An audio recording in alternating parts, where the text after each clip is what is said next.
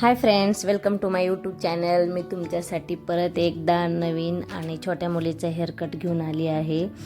बरेच जणांची मला कमेंट आली होती की तुम्ही स्वतः करत नाहीत का, तुम्ही दुसऱ्याला कोणाला करायला लावतात का. बट असं काही नाही आहे. माझ्या पार्लरमध्ये असं आहे की छोटे मुलं माझ्याशिवाय कोणाकडून हेअरकट करतच नाही आहेत. त्याचं रिझन असं आहे की मी हमेशा सांगितलं आहे की मुलांना तुम्ही कसं ट्रीट करता त्याच्यावरून तुम्हाला ते तुमच्यासोबत ते कसं म्हणजे शांत राहायचं की चिडचिड करायचं असं ते करतात मुलं. ते सगळ्यात अगोदर बघा मी काय करून घेतलं आहे. मुलांसोबत पहिलं तर तुम्ही फ्रेंडशिप आणि एकदम नाही का त्यांना मम्मीवाला नाही का त्यांना फील द्या. सगळ्यात अगोदर तुम्ही काही असू द्यात. त्याच्यानंतर आहे ना मुलांना शांततेने पहिलं बसून घेणं, त्यांना ते आरशामध्ये वगैरे दाखवून त्यांना असं सांगून देणं की मी तुमच्यासाठी एकदम काही चुकीचं तुमच्यासोबत करत नाही आहे, खूप तुमचा छान हेअरकट करणार आहे असं. तर मी मुलांना सगळ्यात अगोदर आहे ना कम्फर्ट करून देते. त्याच्यानंतर मग मुलांना मी आहे ना तिला बघा मी आहे ना ॲप्रॉन वगैरे लावून घेऊन पाणी मारून नंतर आहे ना हेअर कोमिंग करून घेतलं आहे. त्याच्यानंतर मग मी आहे ना तिच्या हिशोबाने म्हणजे ती जसं जसं मुवमेंट करेल ना त्याच्या अकॉर्डिंग मला नाही का सॉफ्टली हेअरकट करावा लागतो. फ्रेंड्स, तुम्हाला मी आहे ना खूप वेगवेगळ्या पद्धतीचे हेअरकट आणि तुम्हाला वेगवेगळ्या पद्धतीचे तुम्हाला व्हिडिओज पाठवेल. तुम्ही मला कमेंटमध्ये नक्की सांगा तुम्हाला कशाचे व्हिडिओ हवेत ते. मी तुमच्या रिकमेंडनुसार मी तुम्हाला नक्की सगळे व्हिडिओ तुमच्यासोबत अपलोड करेल. मेकअप असू देत किंवा तुम्हाला नाही का कुठले हेअरकट असू दे, हेअरस्टाईल असू देत, कुठलीही असू देत, तुम्ही मला नक्की कमेंटमध्ये नक्की करून सांगा. मी तुम्हाला नाही का हेअरकट ते पाठवाल तुम्हाला मी. ठीक आहे. तर मी आहे ना सुरुवातच ॲक्च्युली खरं ना मला ना मुलींच्या हेअरकटला मला स्वतःला खूप छान वाटतं. कारण आहे ना मुली खूप छान म्हणजे बसतात, सगळ्याच बसतात असं नाही. बट बऱ्याच वेळा तुम्हाला नाही का मुलांना नाही का थोडंसं कधी खूप असे किरकिर करणारे मुलं असतात. सो त्यांना खूप असं तुम्हाला दाबून वगैरे पण बसवावं लागतं. म्हणजे शक्य होईल तेवढं तुम्ही मुलांसोबत छान पैकीच बोलणं, भाषण वगैरे सगळं करा.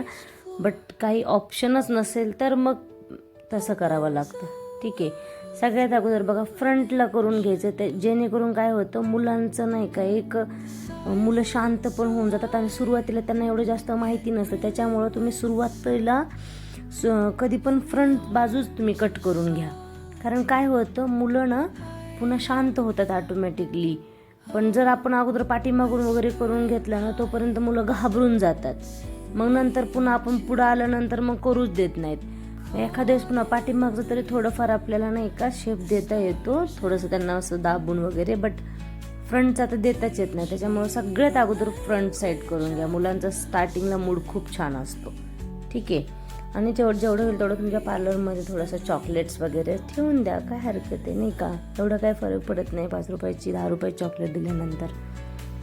सो मुलं नंतर छानपैकी बसतात. तिचा मी पूर्ण राऊंड शेप राऊंड हेअरकट काय होतं जसं क्लायंटची रिक्वायरमेंट असते का त्यांच्या मम्मीज लोकांची त्याच्या हिशोबाने आपलं हेअरकट करावा लागतो. ठीक आहे.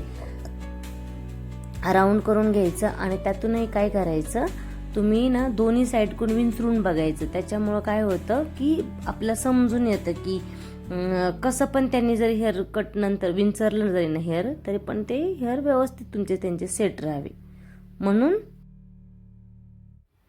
म्हणून तशा पद्धतीनं तुम्ही त्यांना हेअरकट करून द्यायचं आहे. ठीक आहे.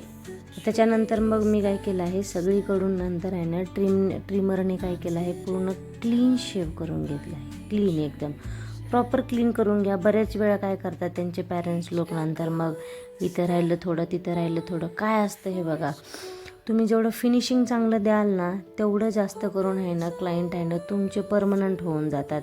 आणि बऱ्याच वेळा असं असतं की मुलं हे खूप सेन्सिटिव्ह आहेत. म्हणजे मुलांचं कसं आहे की पॅरेंट्स लोकांना म्हणजे आपल्याकडंच येणार, कुठं जाणारच नाही. कारण तुम्ही काम चांगलं द्यायचं, क्वालिटी दिली ना की मग नंतर मग आपल्याशिवाय दुसरीकडे कुठं जाणारच नाहीत, असं होतं ते.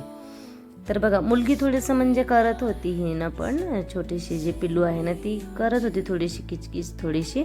बट तिला मी मध्ये आधी ना थोडंसं बाकीचं गप्पा गोष्टी मारून मी आहे ना ती विसरून जात होती. ठीक आहे.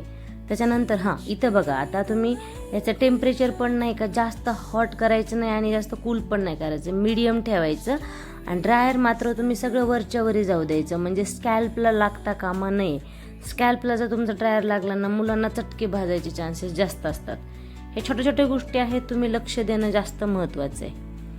तर अशा पद्धतीनं आपलं हेअरकट पूर्ण झालेलं आहे आणि खूप खुश होती ती, म्हणजे ती कुठं जाणारच नाही, माझ्याशिवाय ती हेअरकट कुठं करणारच नाही असं. तर तुम्हाला कसा वाटला हेअरकट मला कमेंट करून नक्की सांगा. आणि तुम्हाला अजून कशाचे व्हिडिओ हवे आहेत काय नाही, तर ते पण मला तुम्ही तशी कमेंट करून नक्की सांगा, ठीक आहे. तर भेटूया आपण आहे ना नेक्स्ट व्हिडिओमध्ये. तोपर्यंत bye bye, take care, have a nice day.